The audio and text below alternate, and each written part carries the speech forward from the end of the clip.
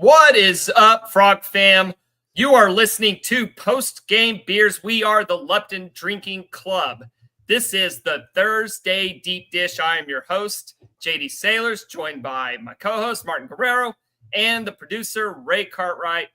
Boys, Cam Ward is off the board, so the Cowboys will not be getting Cam Ward. That's okay. My mock is on fire. Yeah, right, you're 1 for 1 here? 1 for 1. Okay, well, looks like, hold up. Do we have a trade? The Jaguars are on the clock too. Dude, are they going to go Jaguars are on the...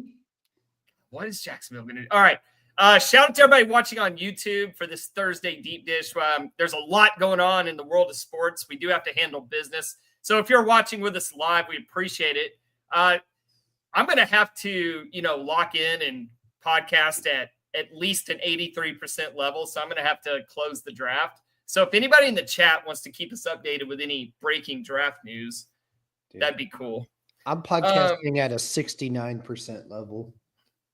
So speaking of the draft, they said there's an estimated 250,000 people there. No way. Yeah, the crowd looks insane. But and you know what I saw in the crowd is there were 250,000 football lovers drinking long drink. Oh, hell yeah. The Finnish legend long drink. I saw a guy with the delicious cranberry. He looked thrilled. There was a guy with the sugar-free. There was a guy double fisting the black can. Believe it or not, it's true. It's true. Look it up. Dude. So if you want to be like these fans, or maybe you don't, maybe you just love delicious beverages, go to Specs, go to King's, pick you up your long drink. We got 3 games at Lupton with what's going on south of here starting tomorrow. So make your run. You got a couple hours. Finish up. We'll be out of here in an hour. You still have some time to get to the liquor store after this is over. Go pick you up some long drink. All right. Off the top, I want to ask Martin a question. First. Because it feels like spring is an exciting time for sports that maybe aren't highest on your list, right? Obviously, college baseball for us, like we're college baseball nerds. We're locked into college baseball. But Martin, I want to rattle off some spring activities, some spring sports, and I want you on a 0 to 10 ranking. Tell me how interested you are in the following. Cut rate football, whatever the league's called right now. Are you watching Max Duggan? 0 out of 10. I'm gonna say 0 because I haven't watched a single game, but I tried to remember and then I just didn't care enough. Yeah, can I chime in too? Sure. Just make it. I got a list here. We got to get through. Okay. So. I saw 2 snaps and it was the worst football I've ever watched in my entire life and quickly turned it off. Like, it's cool Max Duggan's in it, but he's barely playing. And then, damn, the poor guy. Yeah, that's the thing. When I found out that that team, who was it, St. Louis? When I found out Battlehawks. 2 starting quarterbacks, I was like, they have no starting quarterbacks. Yeah. Well, shout out to St. Louis running back Jacob Sailors, the heartbeat of the team. Oh, yeah, that's funny. With a Y, Jacob with a Y. Yeah. No, it's Sailors with a Y. Oh, yeah. When people misspell my name, it's either they leave off the S at the end or they change the I to a Y.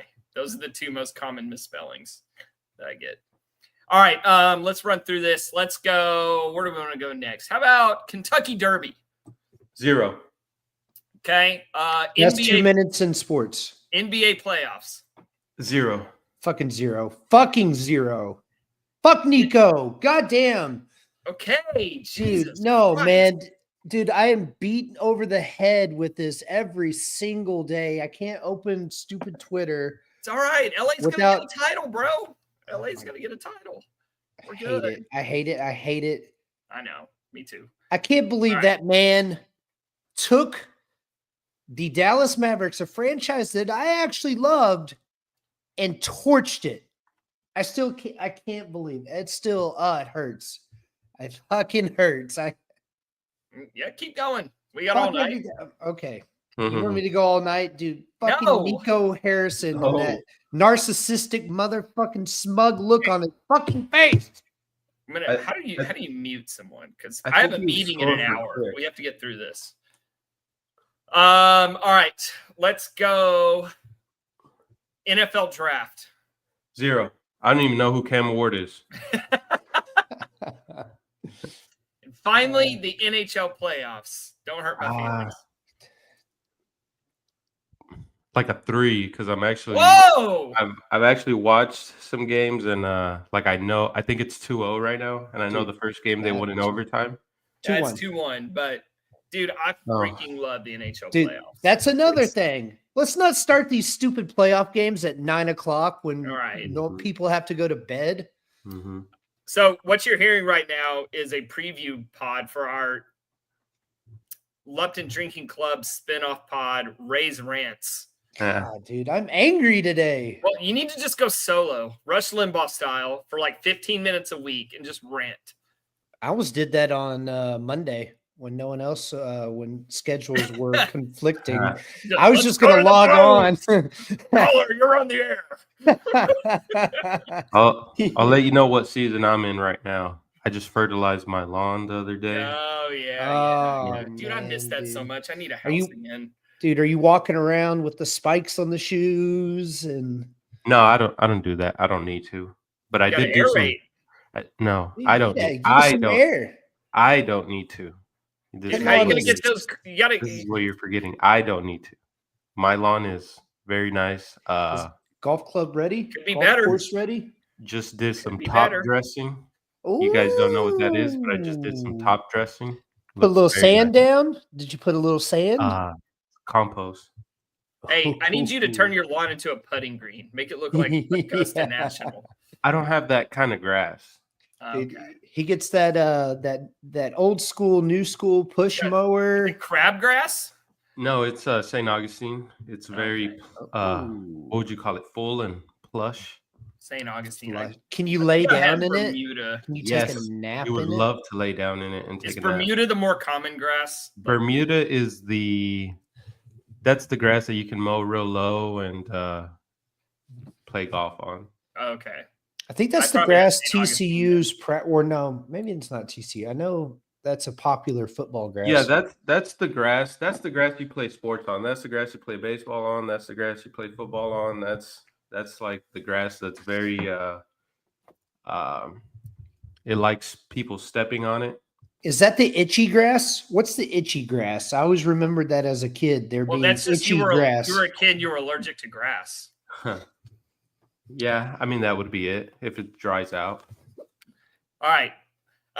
Okay, so we didn't do a recap show. That's okay. That's okay because we're gonna talk about that series. It's not because we were sad and depressed. It was literally because of scheduling issues on Monday, and then by Tuesday, it's like, what's the point? I mean, everybody knows we lost 2 out of 3 to a team we shouldn't have lost to. Oh, dude, Jacob, the Jaguars traded up to get Travis Hunter. Oh, you serious? Oh, nice. Thank God somebody had to. That's crazy. Okay. So if you did go to Orlando, none of us did. Nope. But if anybody did, I hope you packed your Anduno travel bag.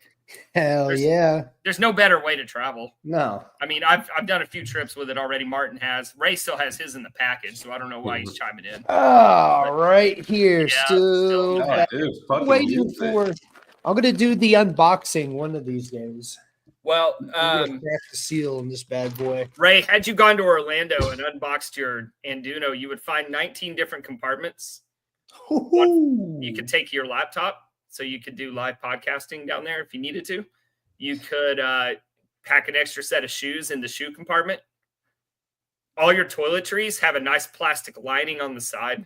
Jacob, could I fit a pair of binoculars for some bird watching while I was down there? You can fit anything you want. Nice. And you also will take comfort in knowing that you can transport the bag easily with the 2 shoulder straps. And then if you have weak hips, you can buckle it and just kind of take some pressure off. I am definitely known for the weak hip. Yeah. I was hit by a car when I was that knee. 8 years old. Yeah. So the Anduno travel bag is perfect for a weekend getaway, for a gym bag, shoot, like go to Anduno.us, use promo code LDC 2025, get 10% off. Help out TCU alums who are starting a business. Help out Saving Hope Pet Rescue. And you know what? We get a cut too, but that's not why we want you to go get one. We want everybody to travel in comfort. And in style. And in style. Yes, it's a very nice looking bag. I swear to you, I did a weekend trip for Easter to some family. And I walk in with my Anduno travel bag. And girlfriend's brother goes, dude, what is that you have?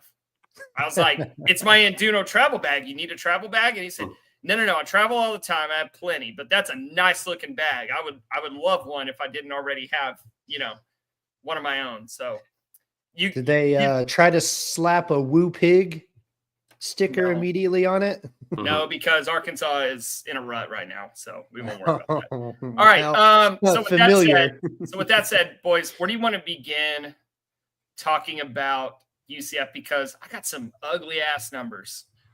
That was an ugly ass series. It was. Yeah. It was. All right. So we've been trying to get in the habit of auditing ourselves. We said that, basically 2 out of 3 should be the expectation. Mm-hmm. And a sweep is in the cards. Well, we missed. And so let's talk about where we got it wrong. Do you have a sound that wah, wah?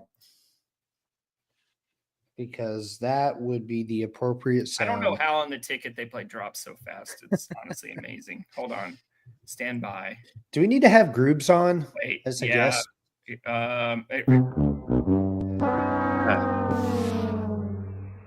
Was the weekend. Yeah. What opportunity missed? And look back and regret. Yeah, and I feel like at some point every year, no matter how the season goes, whether we miss the tournament or we, make the Final Four in Omaha, there's always a point in the season where it's like, all right, let's look back at our past Omaha teams and go through their schedule. And you're going to find one weekend where it's like, how the hell do we lose that series? It happens I don't have the list in front. I did look at it Monday morning, but I didn't make the list, but just take my word for it. Go back to what you think is the best team. Now, the exception is the 2010 team because the schedule was so easy. They didn't really have any clunkers. Like a clunker for them would be dropping one game in a series. Mm-hmm. But since we joined the Big 12, there's always a head-scratching weekend. What you don't want is a run like last year where, there's multiple sweeps and, you're not taking advantage of easier teams on the schedule. Now, this series was on the road. So for RPI purposes, we were not hurt all that much. We missed some opportunities to move up in RPI, but I think we've only dropped 2 spots. So we're still good there. But yeah, no, it's Jacob. Can I interest you? We don't want it to compound. Can I interest you in the 2014 season? Yeah, remind me. What do we got? A series lost to Michigan State. Yeah, that one jumped out at me. Yeah, horrible.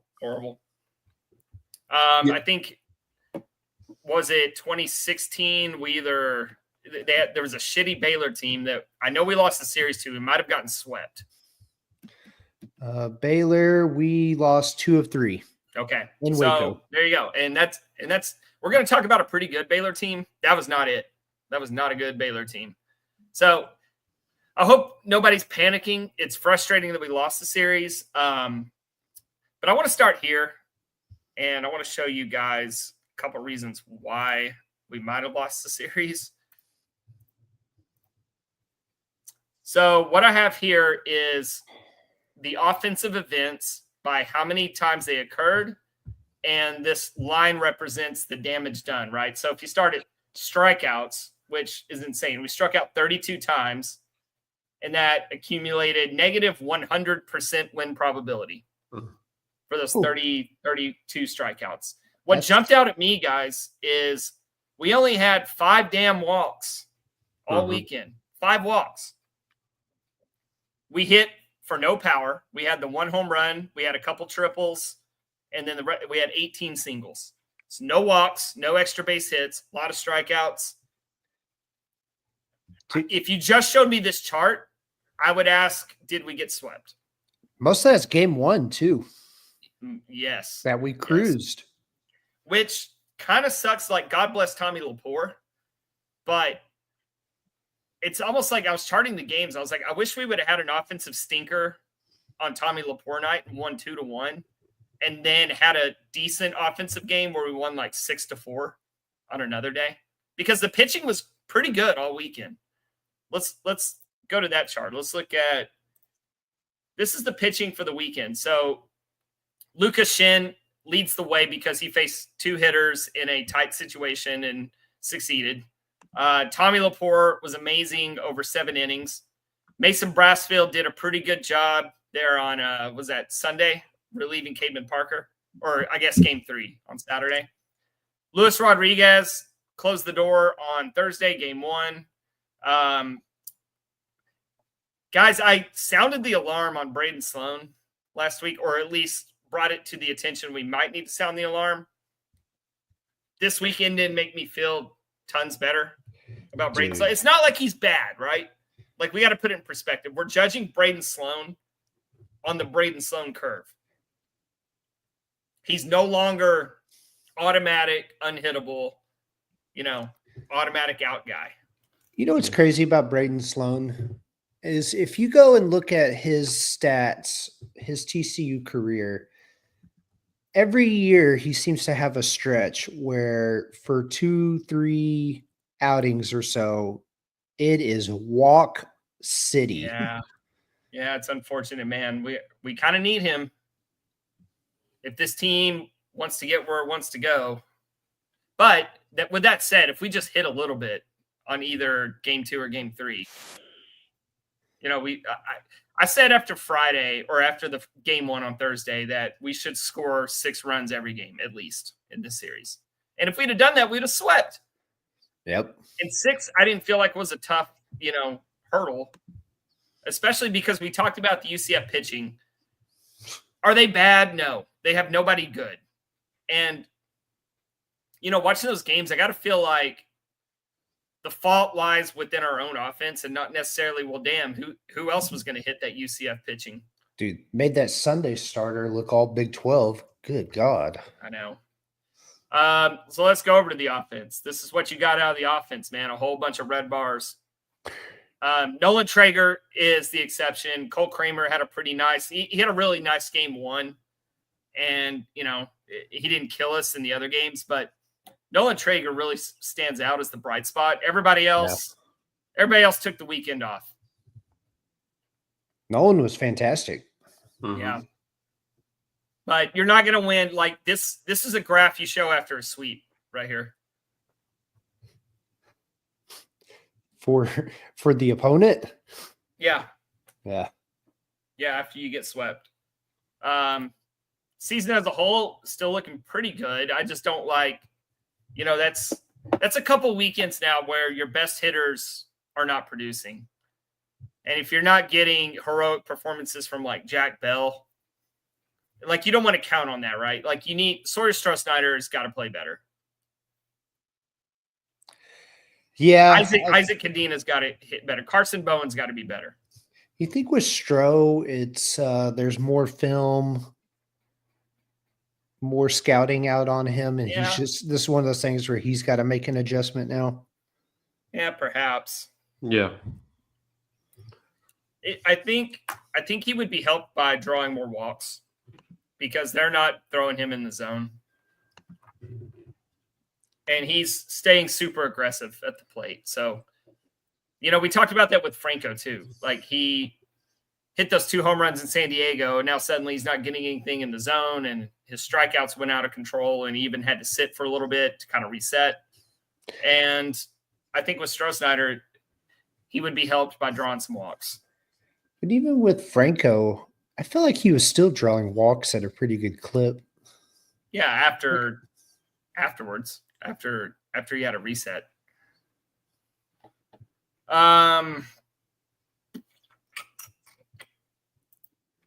Let's see. Yeah, this just kind of further highlights like showing this graph of contribution by unit per game, as in, base running, defense, offense, pitching. The purple bar represents the offense. And let's see. You start over here at Arkansas. That was a loss. Southern Miss, that's a loss. That's a loss. So all these big negative purple bars are losses. And that's what we got against UCF. Minus 36% in game 2. Minus 51% game 3. But what about game 1, right? Well, all they did was add 5% to win probability, and that was more than enough to win the game. Yeah. Like, we didn't need heroic performances from the offense, but what we didn't need was for the offense to absolutely kill us. Dude, yeah, that Friday night game. So we were, we did the Toadcast Thursday, yeah. Whatever. Game 1. we were saying while we were watching it, that was a crock potting. I mean, they just kind of slowly grinded UCF to death. And I predicted that would have been our worst offensive game of the weekend. Because UCF doesn't have special pitching. They just don't. It's weird. So they now, after that weekend series, they're like 23rd in the nation in ERA. Yeah. And their game 2 and game 3 guys, they pitched very well. Well, I will say, while they don't have standout pitching, they don't have bad pitching either. Right. Like they're not running a guy out there that's going to get shelled and drag down the team ERA. Yeah, their bullpen. I mean, it's weird. It's like, they definitely don't have a Tommy Laporte, but they have like a bunch of Braden Sloans, like a bunch of guys who can pitch multiple innings. They don't even have anybody. No, I'm sorry. They don't have anybody like Braden Sloan. They have a bunch of Cademan Parkers. I mean, I'm not sure what the comp is, but we looked at the graph last week and everybody was pretty mid, but they had nobody bad either. Yeah. Yeah, good, not great.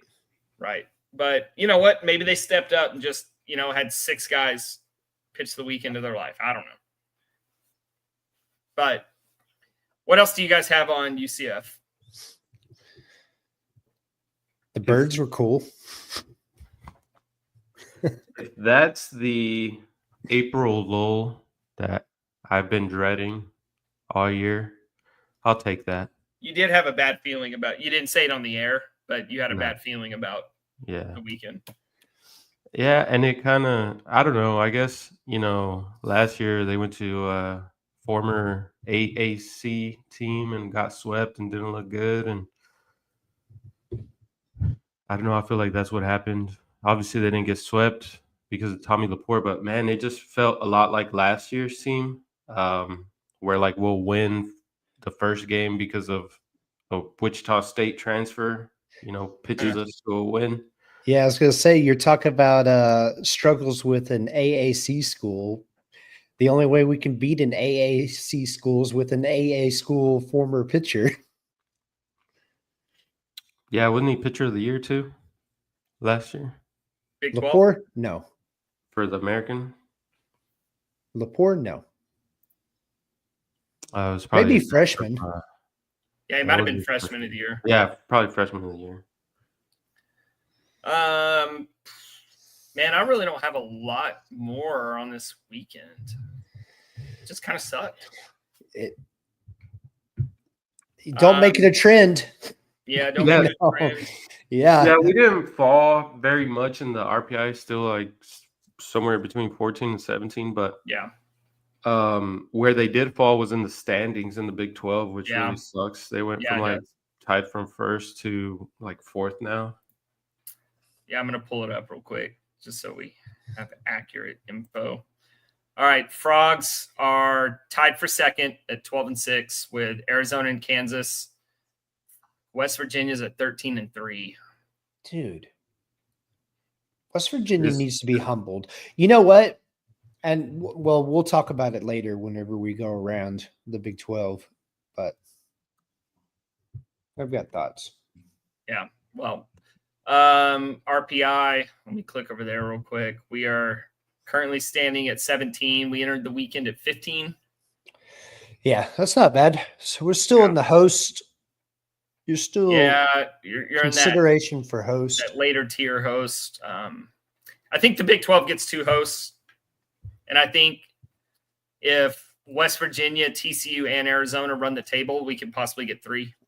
Well, it's going to be hard for Arizona and TCU. They still play each other. Yeah, that might be for deciding who gets that second host spot. Yeah, but I'm saying like if these 3 teams just win all the rest of their series and just pull away from the rest of the Big 12, then all 3 could possibly host. What about Kansas? 26 in RPI. They're looking like a solid 2 seed. Let's see. Their strength of schedule's at 105. That's hurting them. They have 2 quad 3 losses and a quad 4 loss. They are 10-7 between quad 1 and quad 2. So that to me, that's a 2 seed resume. Okay. Send them to Fayetteville. They might win. They probably would. So right now, TCU is 2-4 in quad 1, 14-7 in quad 2. And then between quad 3 and quad 4, they are 13-1. So pretty good. Number 26, strength of schedule. That's a pretty good hosting resume. If the top 2 in the conference. I was aiming to be, like the 11, like the 10, 11 range. That's going to be tough to wrestle away from West Virginia at this point, I think. Yeah. Unless somebody steps up and beats West Virginia, but we're 3 games back of them now. So yeah, they could. Maybe you can face them in the Big 12 tournament. Yeah, I don't know how much bearing that'll hold at that point, but yeah, it can help. All right. Anything else on the UCF weekend or anything? Flush it. All right. Let's talk about Baylor. And, we mentioned we have them at home this weekend starting tomorrow. Weather, I believe, should be good. But, Ray, if I'm wrong, you can correct me. You are not wrong. So you've already picked up your long drink. Oh, yeah. I hope you put in an order for Chinook Cedary. I hope you have your Hatch chili, your lemon pepper, your dill pickle. Dude, I'm ready. Put me in, coach. If you don't, let's correct that situation by going to ChinookCedarY.com. Place your order for the combo pack. Or, you know what? If you're set on a flavor, order a bunch of those. But whatever you order, make sure you use promo code LDC. Get 10% off that order. And every time you order. ChinookCedarY.com. Best seeds in the world. Martin, what do you have on Baylor? Well, before Martin, would you like a draft update? Yes. I am watching through my phone. So the Giants, unfortunately, didn't go Shadur. Damn. God, I wanted it. Yeah, they actually made a really good pick in that Abdul Carter. Okay. Good. Will Campbell, protect Drake May grab a beer. For the Patriots. Keep talking draft while I grab a beer. Okay. Patriots, weak offensive line. They sure up left tackle with Will Campbell from LSU. First guy from the SEC off the board. What happened to the SEC? Guy. That's probably the latest an SEC player has gone in the last 10 years.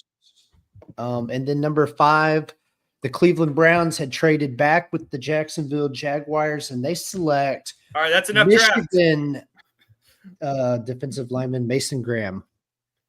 The Raiders are on the clock, and they're probably going to take Genty. Damn, yeah. Well, what if they took Shador? SEC suck at football now. Dude.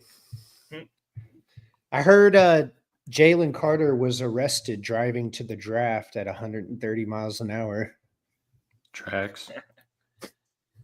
All right, Martin, before you go into individual Baylor talk, let's just give an overview of where they stand. They are 8-10 in the Big 12, which, looking at their numbers, that's a little surprising of a record. 26-14 overall, 101st strength of schedule. Let's see. golly, they sit 66 in RPI, which can be blamed on an 18-4 quad 4 record. I don't know how the hell they dropped 4 quad 4 games. That's crazy. Between quad 1 and quad 2, they are 7-9, and then 1-1 in quad 3. So that's Baylor. They are fighting to stay alive on the bubble. This is a big weekend for them. Big weekend for us. So what do you have for us on Baylor? So on the season, Baylor is kind of a middle of the pack Big 12 team in both offense and pitching. However, lately they've had a lot of trouble with pitching in conference play. Baylor is 11th in conference play with a 6.33 ERA, and that's only ahead of like BYU and Texas Tech, some of the worst teams in the conference. Right. They do this Baylor team has some talent. Like they got some hitters, which is kind of something you couldn't really say about like the last 2 or 3 years about this Baylor team. But they're really dangerous up the middle with Tyreek Kemp and Travis Sanders. That's their middle of their infield. They also hit like 2 or 3 in the lineup. Travis Sanders, he's their second baseman. He's hitting 379 with a 476 on base and a 621 slugging. He's a redshirt sophomore. He was a highly touted recruit out of high school. Originally went to Texas Tech before transferring to Baylor. He's really broken out this year. He ranks 7th in the Big 12 in OPS. So with that in mind, I'm wondering why he ranks 5th on the Baylor team in offensive WAR. It could be I think he missed like a week. Okay. That's comparable to, say, Isaac Cadena, who I think overall we agree Isaac Cadena is a pretty good hitter, but I think the numbers you just described, I'd be surprised if Cadena matches those. Yeah. So I'm wondering where the flaw is in his WAR, because there's 4 guys ahead of him on Baylor, and there's quite a wide gap between him and 4. Yeah, they have other guys with some pretty good numbers who've played every game. I'm wondering if Tyreek Kemp is their WAR leader. He is. Okay. Well, no, I'm sorry. For WAR, yes. Because he plays a good shortstop, and he's a pretty good hitter. He's 3rd no WAR on the team behind Wesley Jordan, the left fielder, and their DH, Hunter Simmons. Hunter Simmons leads the way. Yeah, I think those guys have better power numbers, maybe some better on-base numbers. But Tyreek Kemp, he is having a huge bounce-back year. He struggled last year. He was a JUCO transfer from like Northwest Oklahoma State or something like that. This year he's hitting 361 with a 450 on base, 569 slugging. He's actually done most of his damage in conference play, as he ranks 4th in OPS in conference play. So he is getting he's not a guy who statted against those quad 4 teams they lost against. Yeah. When I look at this Baylor lineup, so the last 2 weeks we faced UCF, who had Andrew Williamson, and we pointed him out. The week before was Brady Ballinger at Kansas. We pointed him out. I don't see a lineup that has one guy that's like, holy shit, like we got to key in on this guy. I see a pretty good lineup that can give you fits if you don't pitch well to them. Is that fair to say? Yeah, I think they're all pretty much solid. Yeah. Not like a superstar or anything like that. But yeah, they don't have anybody like Sawyer Stroh-Snyder. No. But I think that's what they were going for. I mean, they kind of – it's Baylor, right? I mean, they're more likely to lose a superstar to somebody like Georgia than they are to bring one in. Yeah, it's pretty well balanced. They can give you fits.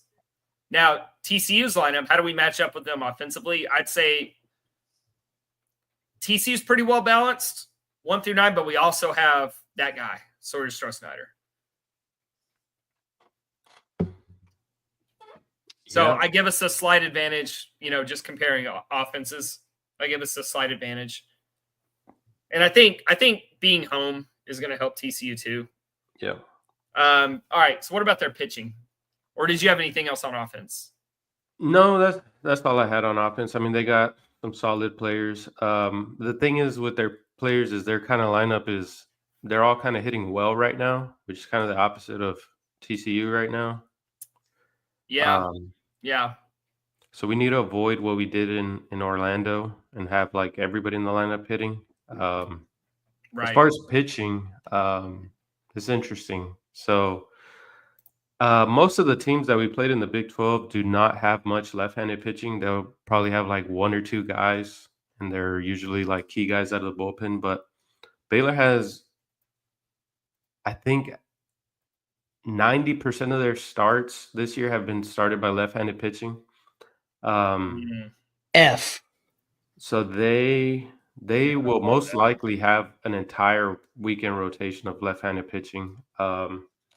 So they announced Carson Bailey is going to start on Friday. He's got a 4.95 ERA, 43 and a 2/3 innings, and he's got 49 strikeouts.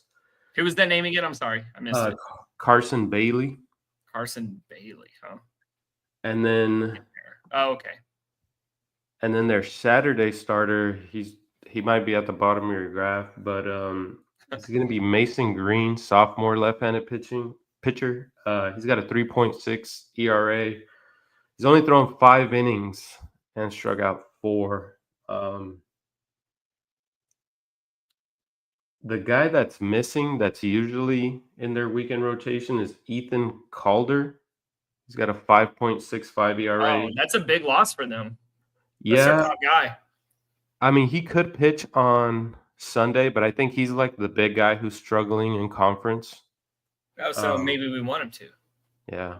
He's he's a junior. He's got a 5.65 ERA, 51 innings, 49 strikeouts. He's like their most veteran arm. He's got like over 140 career innings. He's got 55 innings this year. I think he threw 51 last year. I'm not sure if he's hurt, if they're just saving him for Sunday, or if they've moved him to the bullpen due to ineffectiveness in conference play. But Yeah. I would imagine we'd see him this this weekend. They also have like 3 other guys who are left-handed who have started a bunch of games. Caleb Janison, I think his name is, Bryson Bales, and Stephon Stahl. God, they throw everybody, don't they? Yeah. Caleb Jameson, not too great on my chart. Yeah, it's very interesting. I don't know how they loaded up on these many left-handed starters. You see that in the Big 12, it's usually 90% right-handed. Some interesting right-handed pitchers in their bullpen. Hunter Toplansky has moved to the mound. Okay, I need that to happen. Okay. This isn't has like they bring in a position player because they're getting blown out so bad, kind of thing. I don't think so. So he has not hit very well. He's not like a starting position player anymore. I think this year he's hitting like 159. We talked about the 2 guys in the middle of their infield who have pretty much taken those positions and locked them up. Yeah. He's pitched 3 appearances. He's only given up 1 run. He's got like a 3 ERA. He struck out a good amount of hitters. I think it's real. I think he's really a pitcher now. Well, if he's good, maybe I don't want it, but that'd be fun. It would be fun. Doesn't he have like a 0 ERA at Lupton? I don't know if I saw him on here because some of these guys. Oh, dude, I think he does. I think he pitched like 1 inning when TCU was getting their teeth kicked in. Yeah. Another guy. They have a nasty closer. He's a right-handed pitcher, Gabe Craig. He has a .95 ERA, 30 strikeouts in 19 innings. You want to avoid letting Baylor have a lead late. Dude, what's his name? Gabe Craig. Oh, I thought you said Craig Way for a second. The Longhorns. Let's see. announcer or Gabe Craig. Yeah, he's one of their better arms. Yeah, that's their closer. Like Cade Udy, he is on that stop man watch list. yes, midseason stopper of the year. Mm-hmm. I mean, they have enough to. Yeah, they take a game. have depth, man. I think it's Man. very similar to their offense, where no one really pops like Tommy Lepore or Braden Sloan even. So what's going to Right. happen is on Saturday, they're going to have a left-handed pitcher go 8 innings. The score is going to be 3-2 Baylor, and they're going to bring in this guy. Yeah, I mean, the way TCU responds to seeing so many lefties is going to be key to this series because, we talked about they usually don't have a good time when the other team brings in a left-handed pitcher. This team is going to always have a left-handed pitcher in the game. So, it's going to be key for guys like Carson, one of the few guys we have who hits left-handed pitching well. Do you think that means Jack Arthur potentially gets some more ABs? Brody Green? You think they try to counter with some right-handed bats? See, that's the thing. Usually with those bats, they'll bring them in late pinch hitting opportunities. I think Jack Arthur, I think an injury has kept him out of actually starting a game in the outfield because usually they'll pinch hit him and they'll replace him right away. Right. So I mean that's the name to watch for DH. You probably see Brody Green at third base. They usually bring in Preston Gamster to pinch hit for Jack Bell against a lefty. So maybe you see Preston Gamster in the series. I think it'll be in pinch hitting situations though. I think they're going to roll their normal lineup until they're forced to make a change.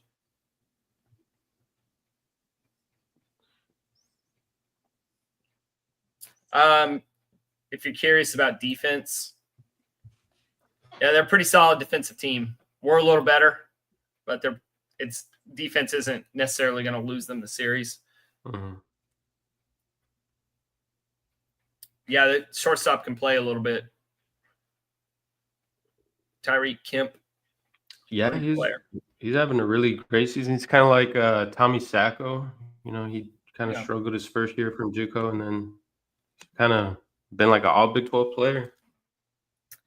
Yeah, I think TCU has a talent advantage in the series. I think being at home is going to help them. I think they'll be eager to bounce back from UCF last week and kind of show that was a fluke and not a trend. I wouldn't be comfortable predicting a sweep, but when you have Tommy Lepore, that feels like an automatic win to start the series. And now you just have to find one of two. And I think TCU can do that. I think they're talent-wise, they're like UCF in a lot of ways, but without a couple key superstars like Andrew Williamson. That makes sense. Mm-hmm. In fact, why don't we just do this? I'll go over here to the Total War, and let me just add UCF into this. Yeah, I mean, it's almost identical. And you look at Baylor versus UCF. Almost identical. Just this is Andrew Williamson up here at the top. They have better top-end players. Let's put it that way. UCF has better top-end players than Baylor. But, depth-wise and everything else, it's very, very similar. TCU is just slightly better than both of them. At least when it comes to these. On paper, right. But now we're not traveling all the way to Orlando. We're not playing in the Eastern time zone. We're back at home. Crowd should be amazing. You saw what they did when Kansas rolled through town. When the crowd showed up, they really rose to the occasion. So going to need to this weekend, man, I just got I got a weird feeling. I mean, the Frogs take 2 of 3. I think they're gonna have to grind out. Yeah, I don't think they're gonna be easy wins. No, but I love Tommy Lepore against the world on Friday. Like, I don't care who we're playing. Give me Tommy Lepore. And now you just got to grind one of two games. You got 2 chances to win one, and it's a good weekend. I'm just really interested to see if they can hit left-handed pitching. Yeah, I don't think it's not the quality that Arizona State and Southern Miss had, or Arkansas. Or No, Houston. but Or Arkansas. Yeah, I said Arkansas, but Oh, I think you really got to be committed to taking a walk against lefties, because they're going to be throwing down and away in the zone. They want you to chase, swing over top. I mean, if they're throwing it in the zone, you should be able to hit it whether it's righty or lefty. I just think it's harder to lay off junk outside the zone when it's coming from the left side.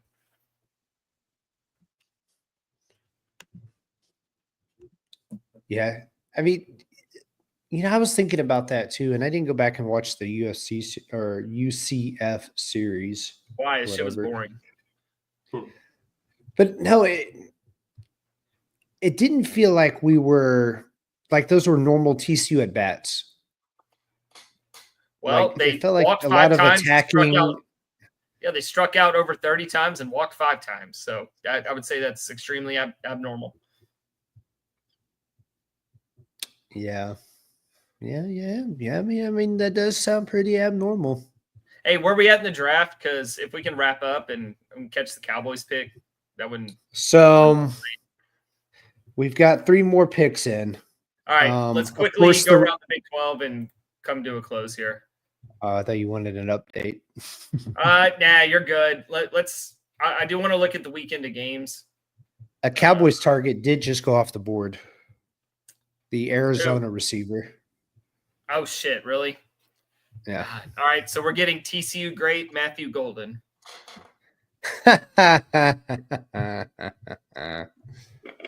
right, let's go here. Let's go to Big 12. All right, Oklahoma State and Cincinnati. Does that series do anything for you guys? No, Pretty checked out on that. 2 mid Big 12 teams. It would be absolutely poetic, right, if West Virginia now goes to Orlando and then sweeps their ass. Oh, that would pretty much puts the conference away. Oh my, yeah, that would. I was thinking we were going to go the other way with this and say, okay, UCF's getting hot right now. No, they're going to lay a total egg against West Virginia. Dude, yeah, you're totally. Yeah, you're right. UCF alone is going to cost us the conference, and it ends. UCF's going to give West Virginia an X this weekend. Yeah, pretty much. Houston, K-State. Do you guys care about that at all? I think Houston, K-State's they're frauds. Everyone knew they were going to get swept by Kansas last week. Thank you. I've been redeemed after. I thought you said they were going to suck. They do suck. They do suck. They still probably going to take 2 or 3 from Houston. I don't know. I'm going to take Houston. Houston's getting them Friday. I'm committed to my K-State hate, and I'm taking Houston in this series. Arizona going to Lubbock. Batting practice. Interesting. No, not weird not things happen in Lubbock, Ray. No. When TCU goes to Lubbock, yeah. Everyone else walks right into Lubbock and kicks them right in the teeth. All right. Let's say TCU takes 2 or 3. Kansas goes to Utah and sweeps. We fall a game behind Kansas. I wouldn't panic about that because we also have Utah on the schedule. Yeah, but I don't. The year too. All right, but the thing is, Kansas on the road.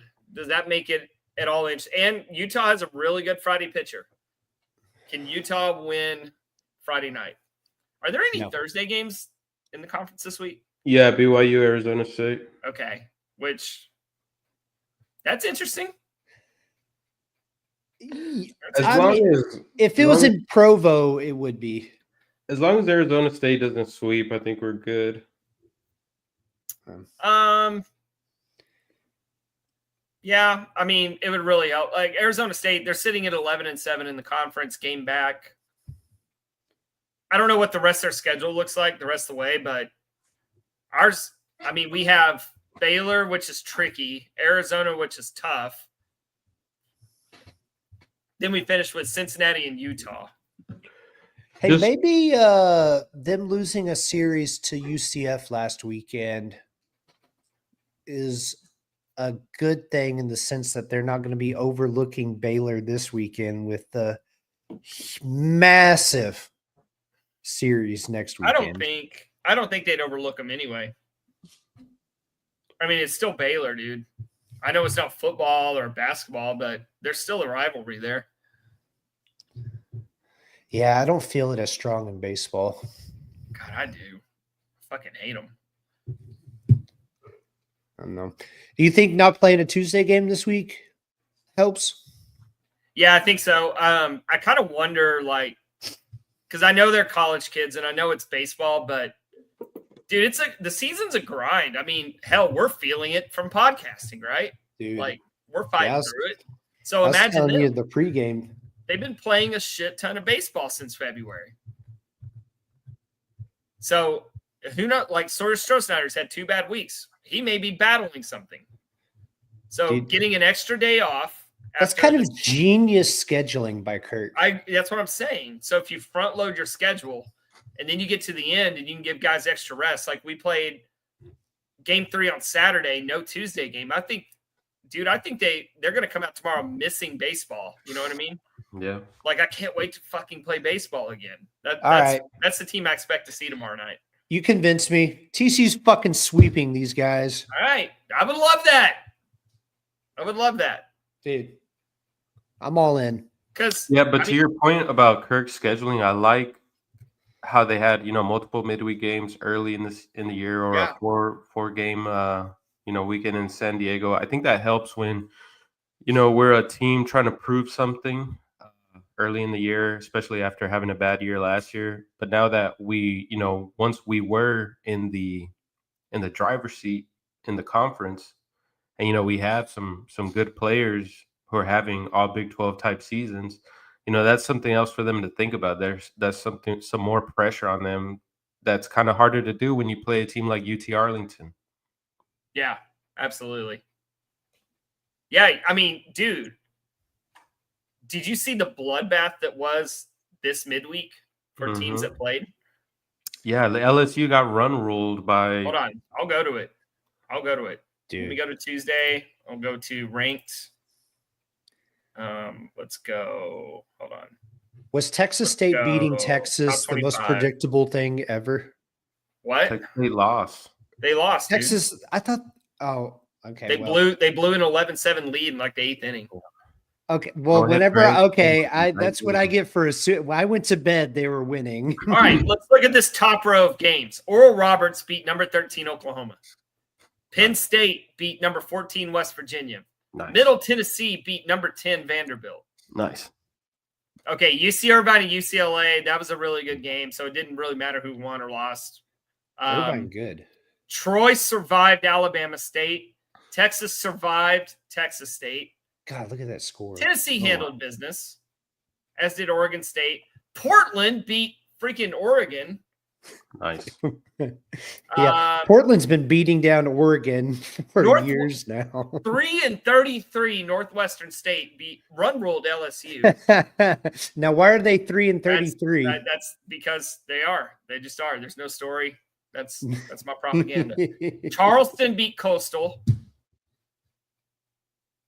Any more? Nope, that's it. But geez, how many was that? The top 20. That's half the top 25 that died on Tuesday. Keeps TCU in the RPI discussion. So, yeah, Martin. That's why. I think what you just said applies to all these teams who laid a total egg on Tuesday night. So anyway, all right, boys. Any closing thoughts? Let's wrap this up. Go Frogs. Sweep. All right, sweep it is. All right. Shout out to Long Drink. Shout out to Chinook. Shout out to Anduno. Please go check out our sponsors. We appreciate you guys listening. Shout out to everybody on YouTube. As always, this is unavailable on Apple and Spotify, but you already know that because you're listening to it right now. So with that said, let's go take care of business against what's going on south of here. Go Frogs. Go Frogs!